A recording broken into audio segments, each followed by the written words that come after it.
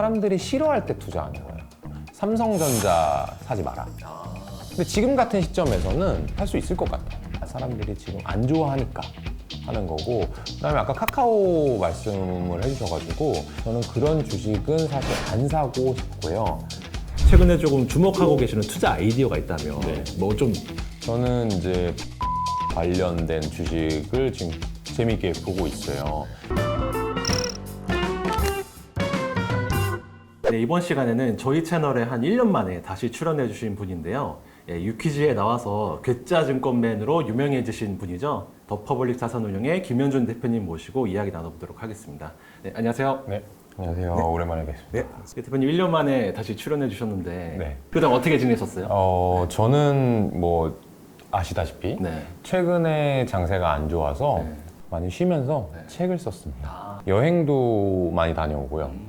주식시장은 안 좋았지만 저는 워라벨이 좋았던 1년이 아니었나. 책을 쓰셨다고 하는데 그 보니까 최근에 또 책이 나왔더라고요. 네. 신간이.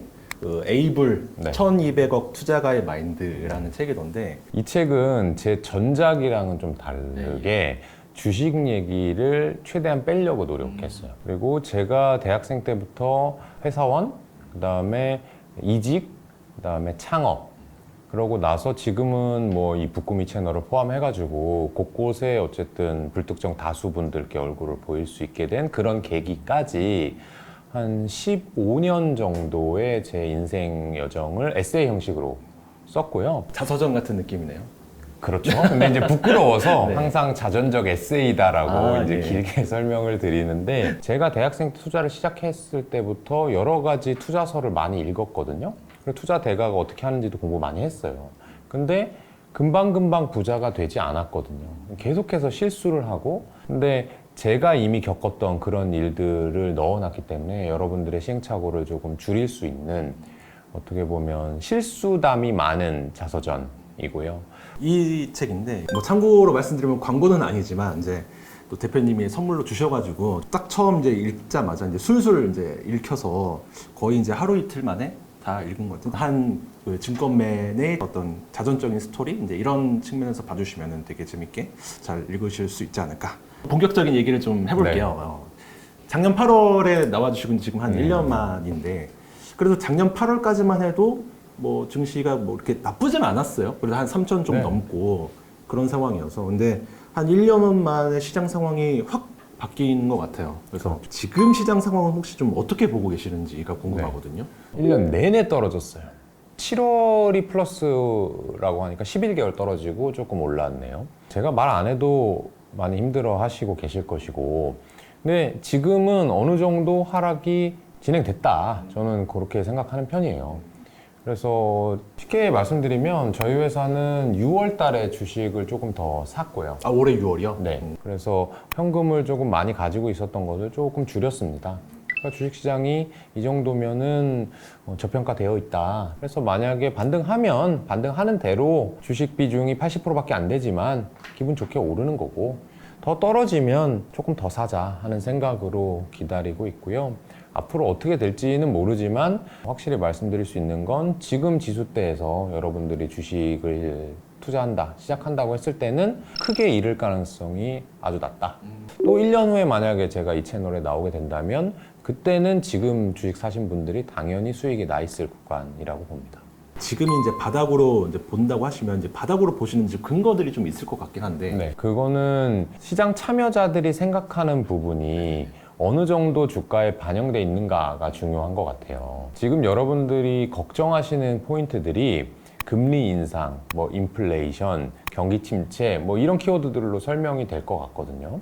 일반 투자자분들도 다 전문가가 돼 있을 거예요. 인플레이션이 뭐고, 왜 왔고, 지금 어느 정도 수준인지 아마 저보다 더 잘 아실 거예요. 뭐 40년 만에 미국 인플레이션 지수가 뭐 최고치를 기록하고, 이걸 안다라고 하는 건 뭐냐? 모든 사람이 다 안다는 거예요.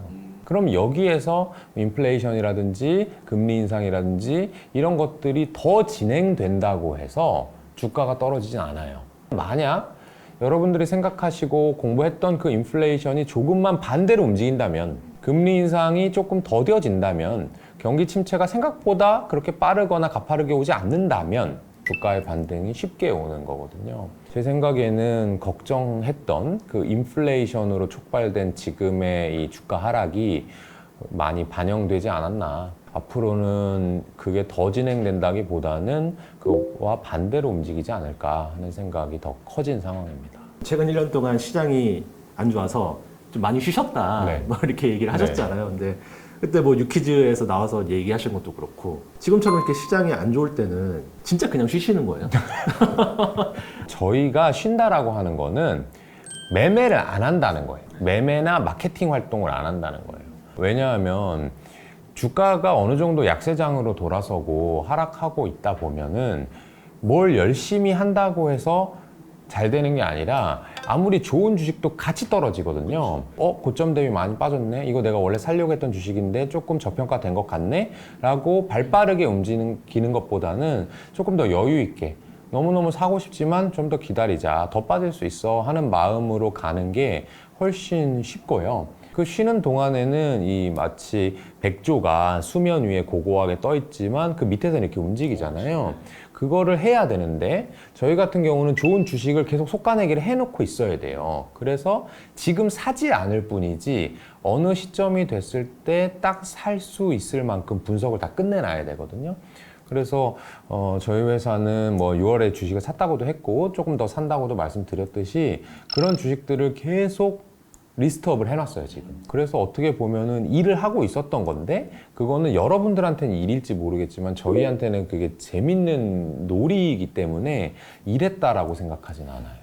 지금 시장에 들어와 있는 분들은 대부분 작년에 막 3천 넘고 상승할 때 그때 들어오신 분들이 대부분일 거란 말이에요. 네. 그러면은 그분들은 지금 같은 하락장이 사실상 처음 맞는 하락장일 그렇죠. 텐데 그러면 이제 이런 하락장에서 이제 어떻게 대응해야 될지 되게 당황스러우셨을 것 같아요. 네. 그러니까 그런 경우에는 보통 이제 어떻게 대응하는 게 좋은지, 그러니까 지금 내가 갖고 있는 주식 비중을 좀 손실이더라도 좀 정리를 하는 게 좋은 건지 아니면은 진짜 대표님처럼 그냥 아무것도 안 하고 그냥 네. 두고 있는 게 더 나은 건지. 만약에 좋은 주식을 갖고 있었으면 당연히 지금 팔면 안 되죠. 그 주식을 살 때의 마음을 생각해 보세요. 뭐 아마 그런 정보 기술주 소프트웨어 주식을 많이 사셨을 거예요. 작년까지 그런 주식이 잘 됐기 때문에. 그럼 그 주식을 살 때의 마음이 뭐였느냐를 생각해 보는 거예요. 어떤 인터넷 플랫폼 주식을 살 때 앞으로 나는 지금보다 이 플랫폼을 더 많이 사용할 것 같아. 오프라인에서 하던 행동들이 온라인도 더 많이 넘어올 것 같아. 앞으로는 젊은 사람, 나이 든 사람을 가리지 않고 이 메신저, 이 포털을 많이 쓸 것 같아 라고 사신 거잖아요. 그렇죠. 네.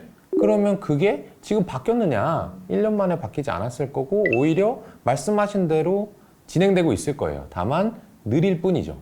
산업의 변화는 항상 느려요, 생각보다. 주식은 빠르지만. 그래서 반대로 2020년, 21년에는 산업의 변화가 느린데 주식이 위로 빨리 변화한 거고 지금 그대로 가고 있지만 아래로도 떨어질 수 있다라고 하는 걸 경험하는 것뿐인데 그래서 주식을 지금 팔면 절대 안 되고 근데 또 이제 헷갈리실 수도 있는데 안 좋은 주식이라면 손실률과 관계없이 수익률과 관계없이 지금 당장 팔아야 돼요. 플러스건 마이너스건 신경 쓰지 말고. 안 좋은 주식이라고 하면은 뭐 예를 들면 내가 무지성으로 산 주식 네. 뭐 이런 걸 얘기하는 거죠. 그렇죠. 잘 모르거나 네. 또는 공부를 해도 결론이 나올 수 없는 업종이라든지 그런 주식들은 이제 팔아야 되는 거죠. 책에 보니까 투자의 롤 모델이라고 해야 될까요? 대표님의 롤 모델은 이제 워렌 버핏이라고 이제 그 많이 언급이 돼 있던데 네. 왜 워렌 버핏을 그렇게 좋아하시는 거예요? 투자하는 사람은 다 그럴 텐데요. 이 투자만으로 가장 부자가 되는 사람이에요. 실제로 투자를 잘했다 못했다 하는 사람들은 되게 많은데 그 사람들이 아무리 잘했어도 말하자면 기업가 수준의 돈을 번 사람은 별로 없어요. 근데 워런 버핏은 이제 세계 몇 대 부자잖아요. 그리고 그분이 저희 투자자들한테 전달하는 그런 얘기들을 들어보면은 너무너무 쉬우면서도 당연한 말, 그러니까 뼈 때리는 말을 많이 하세요. 우리가 워렌 버핏이라는 이름은 너무 유명하니까 많이 알고 또 워렌 버핏 하면 뭐 가치 투자의 대가 뭐 이런 네. 식으로만 알고 있는데 워렌 버핏의 투자법이라는 어떤 거예요? 코카콜라로 그냥 설명할 수 있을 것 같아요. 그쵸. 브랜드 가치 높은 주식을 오래 가지고 있으면 돈을 벌어준다가 이제 워런 버핏의 투자 방식으로 알려져 있죠. 근데 실제로 저는 그렇지 않다에 베팅하고 싶어요. 그래요? 네. 실제로 워런 버핏을 돈을 벌어준 건 사실이에요. 워런 버핏의 회사인 버크셔 해서웨이가 가지고 있는 이 자산 중에서 코카콜라가 차지하는 비중이 몇 %냐 지금 까먹었는데 하여튼 한 자리 아니면 0.1 자리예요. 그럼 뭘로 돈을 벌고 있냐? 현재는 애플이 제일 많아요. 그 다음 많은 것들은 보험사랑 우리나라로 말하면 증권사인 미국의 투자은행들, 이게 많아요. 교조적으로 워런 버핏은 브랜드 가치 있는 회사를 평생 보유한다라고 생각하지만 실제로 그것은 워런 버핏이 현재 제가 알고 있는 게 운용하는 자산이 한 300조에서 400조 정도 되고 개인 자산이 100조 정도 되거든요. 이렇게 돈이 많다 보니까 어쩔 수 없이 거기에 맞춤 서비스 형태로 본인이 투자 방식을 개량한 것이지 실제로 그렇게 하는 사람은 저는 아니라고 생각하고요. 실제로 외신과는 인터뷰에서 많이 얘기했어요. 워런 버핏이 내가 만약 100만 불밖에 없던 그 가난한 시절로 돌아간다면 나는 투자를 이렇게 하지 않을 거야.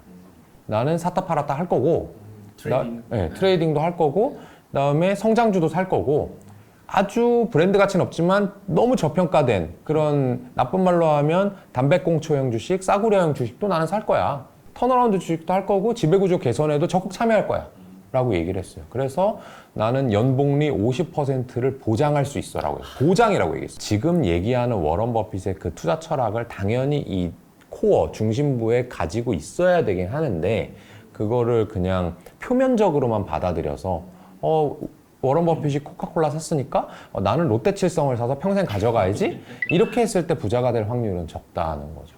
그러면 이제 잠깐 이제 버핏의 머릿속에 들어가서 버핏의 입장에서 생각을 해본다면 네. 지금 같은 시장 상황에서는 어떻게 대응하고 있을까가 되게 궁금하거든요. 지금 주식 살 준비를 되게 많이 하고 있지 않을까. 버핏은 실제로 상장 주식을 그렇게 많이 투자하는 사람은 아니에요. 400조를 운영한다고 생각해 보세요.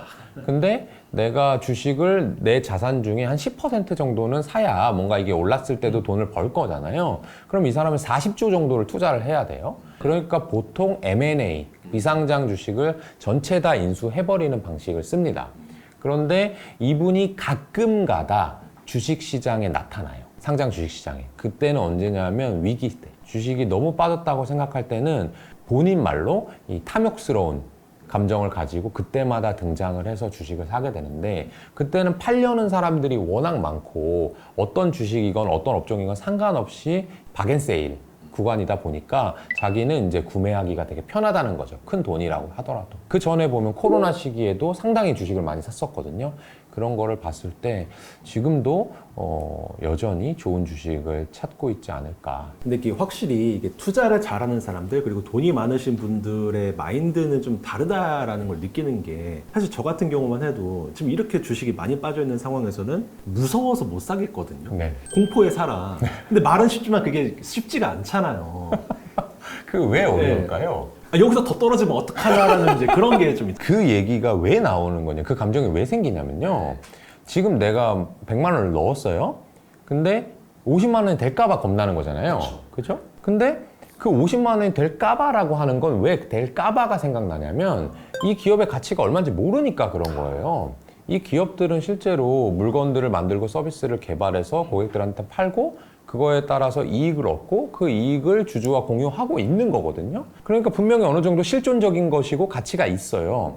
근데 투자하시는 분들은 그 가치를 계산해 보지 않고 하기 때문에 떨어질까봐가 나오는 거고, 공교롭게도 제가 오늘 이 자리에 오기 전에 책을 한 권 지금 읽는 중인 책이 있는데 그 책도 버핏에 관련된 책이에요. 근데 딱 어떤 문구를 읽다가 이 인터뷰에 들어왔는지를 설명드리면 재밌을 것 같은데, 주식 떨어지면 어떻게 하느냐 이런 얘기들이 인터뷰에서 있었나 봐요. 근데 버핏이 뭐라고 얘기했냐면, 나는 죽을 때까지 햄버거를 먹고 살고 싶다. 햄버거를 사 먹는 걸 너무 좋아한다. 그런데 맥도날드에서 햄버거 어제 사 먹던 것이 반값에 팔면 우리는 너무 좋아한다는 거예요. 왜냐면 나는 햄버거가 주는 효용을 이미 어느 정도라고 알고 있어. 만약 햄버거가 1,000원이다. 나의 효용이 만약에 2,000원이라고 생각했다고 쳐보죠. 근데 1,000원이었던 게 500원으로 떨어져서 오늘 팔리면 기분이 너무 좋을 거 아니에요. 근데 반대로 주식 하시는 분들은 내가 구매하는 거에 가격이 떨어지면 더 떨어질까 봐 무서워한다는 거예요. 그거는 실존적인 가치가 없는 아주 안 좋은 기업에 투자했을 때는 그렇게 걱정을 해야 되지만, 그게 아니라면 여러분들이 분석을 하지 않고 말씀하셨던 단어를 빌리자면 그 무지성으로 투자를 했기 때문에 그런 것이고, 버핏처럼 햄버거 가격이 오르면 짜증나고 햄버거 가격이 떨어지면 기분 좋은 그런 투자를 하셔야 됩니다. 책에 보니까 이제 창업 이후에 12년간 누적 963% 네. 수익률이라고 이제 나와 있는데 처음 창업할 때부터 963%면 이제 10배인 거잖아요. 네.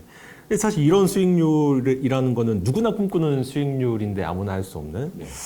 그래서 좀 그런 게 궁금해요. 그러니까 그동안 이제 회사를 운영해 오시면서 정말 이런 수익률을 기록하기까지 기여를 많이 했던 종목들이 몇 개가 있었을 거 아니에요.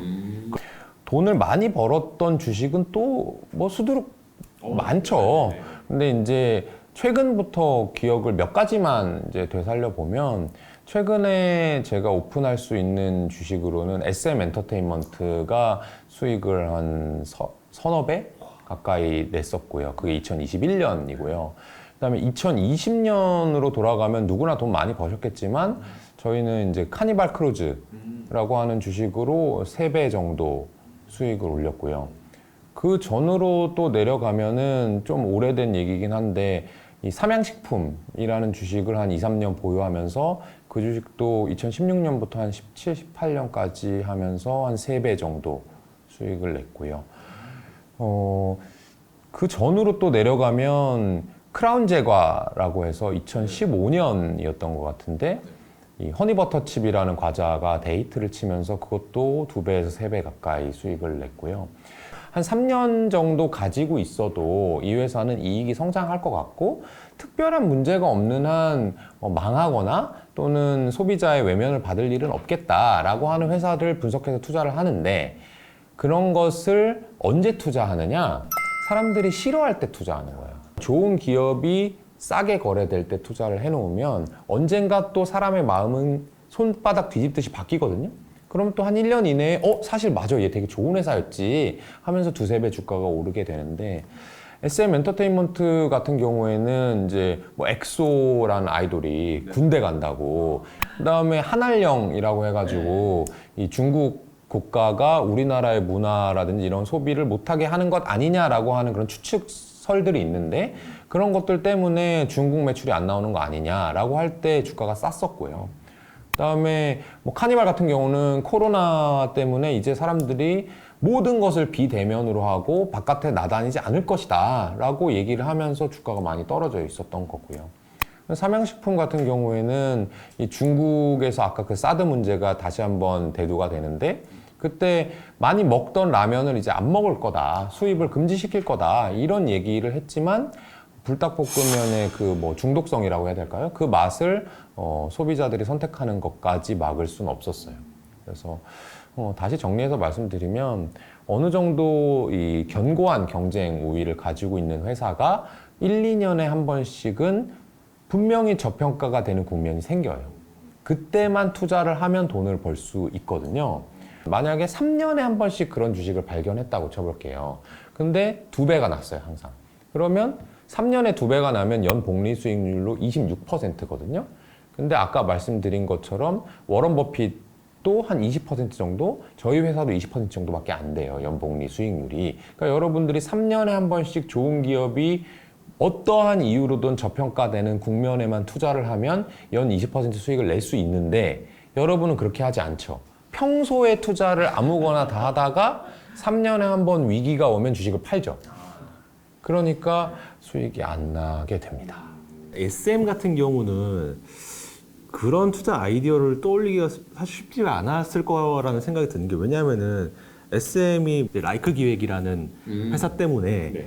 이게 이익의 대부분을 이제 이수만 PD가 가져가고 그리고 이게 해소가 되지 않으면은 SM은 더 크게 어렵다라는 인식이 굉장히 팽배했을 때였잖아요. 근데 그때 이후에 이제 SM이 주가가 한 3-4배 오른 그 시점을 보면은 이제 카카오가 인수한다 뭐 이런 썰 나오면서 라이크 기획을 좀 정리하고 이런 얘기가 나오면서 이제 올랐던 걸로 저는 기억하고 있는데 어떻게 보면 이거는 약간 의외성의 영역인 거잖아요. 이것도 네. 예측하고 투자를 하시는 건 아닐 거 아니에요. 전혀 아니죠. 네. 그 여러분들이 이 영상을 보시면서 SM 엔터테인먼트의 주가를 한번 보시면 주가는 M&A 얘기가 나오고 나서 오른 게 아니라 나오기 전부터 많이 올랐습니다. 이미 2배 가까이 이상 오른 다음에 그 다음에 M&A 얘기와 이 지분 경쟁이 일어났거든요.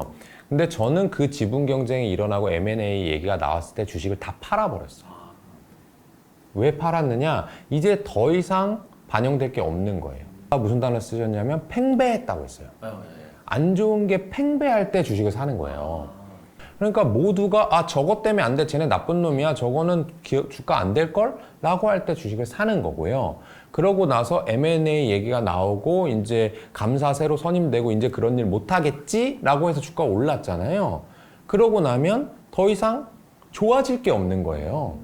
그러니까 주식은 좋은 기업을 사는 건 맞지만 좋은 기업이 안 좋아 보일 때 샀다가 좋아 보일 때 파는 거라서 완전히 거꾸로 하시면 됩니다. 그 작년에 나셨던 책 제목이 이제 부자들은 이런 주식을 삽니다라는 거잖아요. 근데 사실 그 지금 시점에 그럼 진짜 부자들은 무슨 주식을 살까가 되게 궁금하거든요.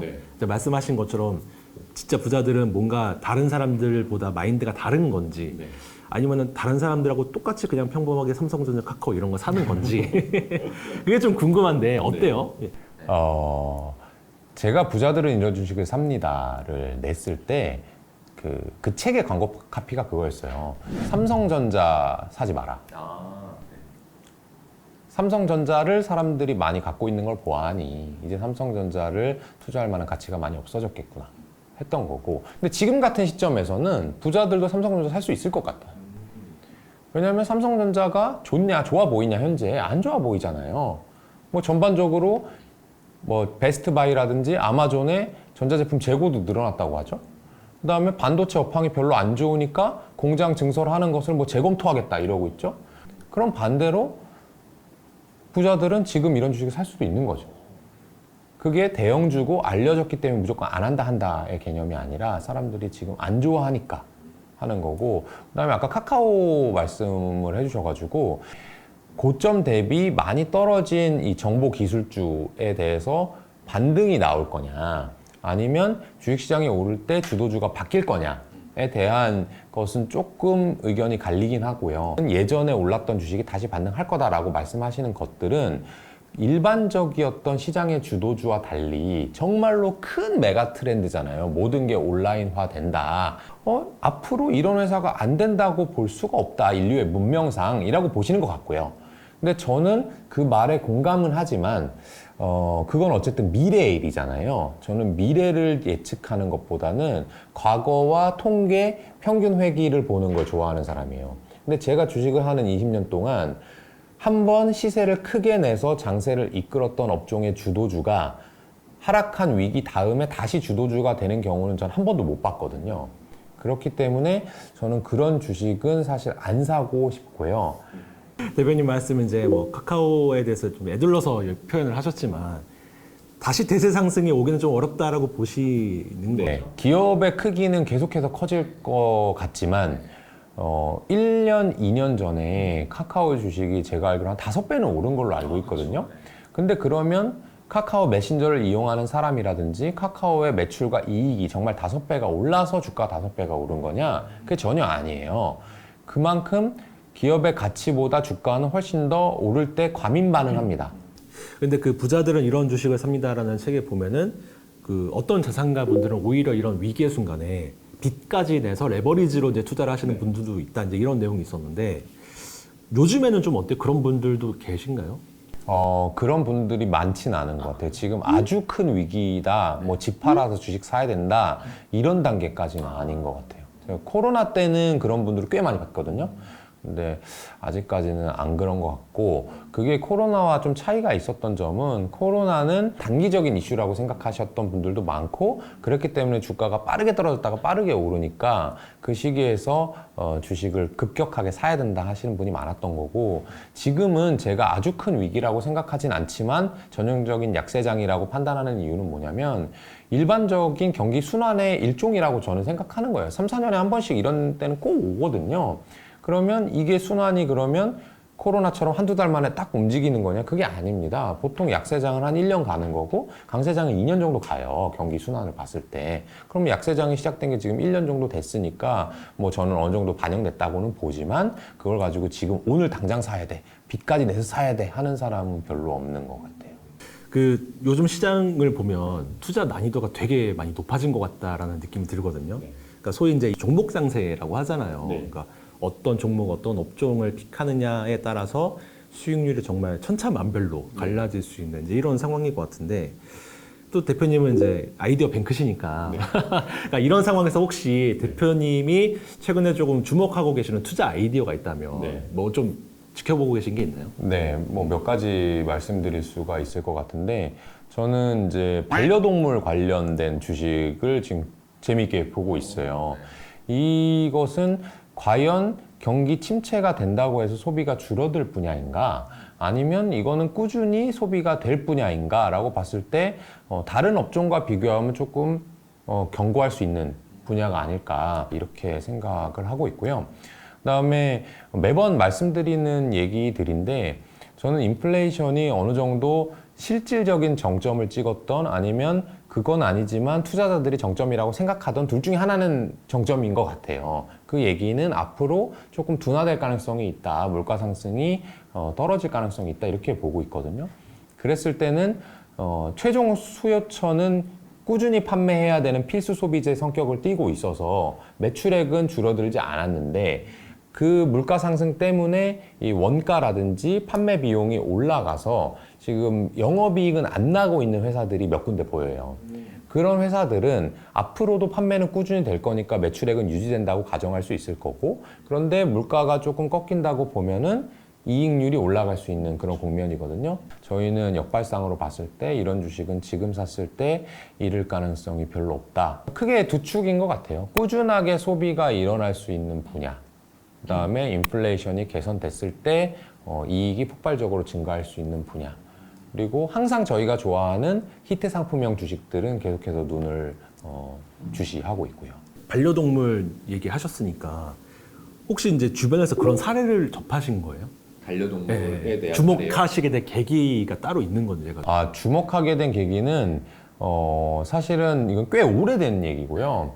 오래 전부터 저희 회사가 반려동물 주식을 좋아했어요. 근데 반려동물은 저뿐만 아니라 누구도 되게 자연스럽게 접근할 수 있는 아이디어잖아요. 그런데 우리나라엔 그런 주식이 없고 해외엔 있더라고요. 그래서 내가 생각하는 거를 국내에서 소화할 수 없는데 해외에서 할 수 있구나 해서 그런 주식들을 많이 리스트업을 해놨었고요. 그 중에서 몇 가지 투자했던 데도 있고 팔았던 데도 있고 근데 그럼 이제 반려동물 시장이 계속 성장할 거라고 보시는 이유는 뭐예요? 반려동물 시장이 지금보다 더 성장하겠느냐? 그거는 사실은 잘 모르겠어요. 하지만 최소한 유지 이상 될 것 같고요. 뭐냐면 젊은 세대일수록 반려동물을 이 반려라는 단어에서도 알 수 있듯이 이 내가 뭐 장난감으로 보는 게 아니라 나의 가족이라고 보는 세대가 늘어나고 있대요. 그 세대들은 실제로 한 마리의 반려동물당 지출하는 비용이 커지고 있습니다. 그리고 그 반려동물한테 뭔가 지출을 하는 분야가 이것도 오프라인에서 온라인으로 바뀌어가고 있거든요. 온라인으로 어쩔 수 없이 이제 밖에를 못 나가니까 구매를 해봤더니 좀 편하네? 이거 내가 굳이 월마트 가가지고 무겁게 이렇게 들고 올 필요가 없네? 라는 걸 느끼게 해준 거죠. 그러니까 저도 지금 이제 순간 든 생각인데, 그러니까 뭐 최근에 이제 뭐 우리나라뿐만이 아니고 주요 이제 선진국들이 다 이제 저출생 문제를 겪고 있고, 또 1인 가구들이 늘어나고 있는 문제도 있고, 이제 아이는 안 낳고 이제 1인 가구가 증가하고 있는 상황에서 나의 애정을 쏟을 대상이 아이에서 반려동물로 바뀌는 상황이다. 이렇게 봐도 되는 건가요? 그거는 실제로 통계가 있더라고요. 1인 가구일수록 반려동물을 기르는 비율이 더 높답니다. 그러니까 저도 이제 뭐 뉴스나 뭐 인터넷 커뮤니티에서 나오는 이제 그런 것들을 보면 이제 1인 가구인데 이제 보통 1인 가구가 이제 수입이 적고 이제 뭐 생활이 좀 어렵고 내가 이제 뭐 입으로 먹을 거 이런 거 좀 아껴서 나는 병원 안 가도 내 반려동물이 아프면 병원 보내고 맞아요. 보통 이제 옛날에 우리 부모님 세대들은 이제 자녀들한테 돈 쓰는 데를 별로 안 아껴 했는데 이제는 이게 반려동물로 바뀌는 건가? 이런 생각도 좀 들고.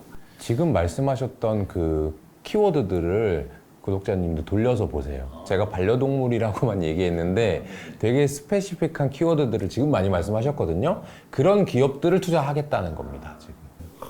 그런 기업들이 우리나라에는 아직 상장사 중에는 없나요? 제가 알기로는 없어요. 아, 그래요? 오. 그러면 해외 기업 중에서 이런 펫 케어 관련 업종이 있다면 그거는 뭐 지금 말씀하시긴 조금 뭐 어려우실 수 있어요. 종목명은 얘기할 수가 없습니다. 왜냐하면 제가 사야 되기 때문에요. 알겠습니다. 그건 이제 각자 인터넷 검색을 해보시면 아마 잘 나와 있으니까 이렇게 찾아보시면 될 것 같고요.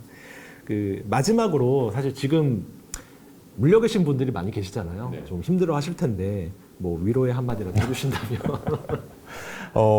진짜 너무 당연한 말이라 위로가 될진 모르겠는데 제가 지금 시장은 당연한 경기 순환이다라고 말씀드렸어요. 경기가 좋았을 때를 기억해 보세요. 여러분들 급여가 아마 작년, 재작년에 급여 생활자분들은 대부분 올랐을 겁니다. 그래서 그 오른 월급이라든지 또는 부의 효과로 다른 자산 오른 것 때문에 구매도 이것저것 많이 하셨을 거예요. 뭐 명품 사신 분들, 집에 인테리어를 갑자기 하신 분들, 그런 좋게 되고 나면 또 나쁜 시기가 옵니다. 그래서 주가는 떨어진 거예요.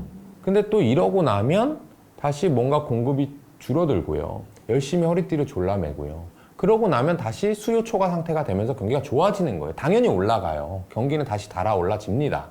그렇기 때문에 처음 겪은 하락장이라 좀 당황스럽고 마음 아플 순 있지만 만약 여기서 여러분들이 팔고 포기하시면 평생 주식해서 이제 돈 벌 기회가 없어지실 거예요.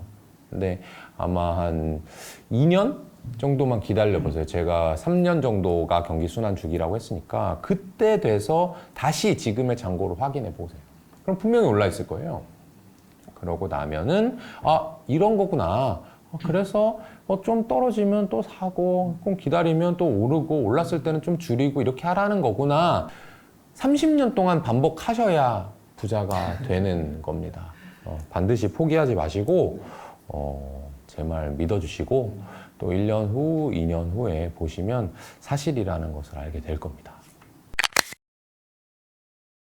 네, 지금까지 더 퍼블릭 자산운용의 김현준 대표님 모시고 좋은 말씀 많이 들었는데요. 네, 영상 재밌게 보셨다면 구독과 좋아요 그리고 댓글도 많이 부탁드리겠습니다. 감사합니다. 고맙습니다. 네.